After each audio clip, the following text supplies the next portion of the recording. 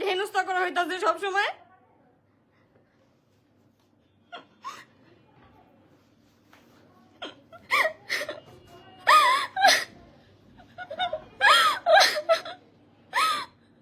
আমি এখন কোথাও যে কাজও করতে পারতেছি না ঠিক মতন। আমার প্রতিনিয়ত প্রেশারের উপরে রাখা হইতাছে।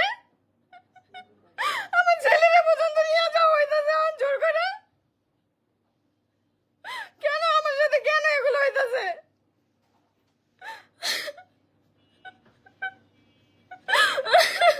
যদি আমি আমার ছেলেরা আমার কাছে কেন থাকতে দেওয়া হইতাছে না? কেন আমার ছেলেরা আমার কাছ থেকে নিয়ে যাওয়া হইতাছে? আমি আর কিভাবে বাইরে যাবো? বাইরে থেকে কত দূরে আছে?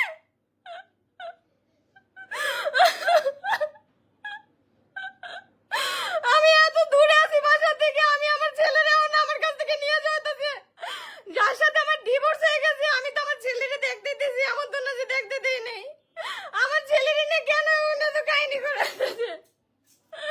আমার ঠিক মতন বাঁচতে দেবে না, আমি মনে হয় সুইসাইড করে মরে যাবো। আমার ঠিক মতন বাঁচতে দিতেছে না, আমার ছেলেরে এখন নিয়ে যাওয়া হইতাছে। আমি আর এত দূরে আছি, আমি বাসা যাই তো আমার এখন ঘন্টাখানিক সময় লাগবে। আমার ছেলেরা আমার ঠিক মতন বাঁচতে দিতেছে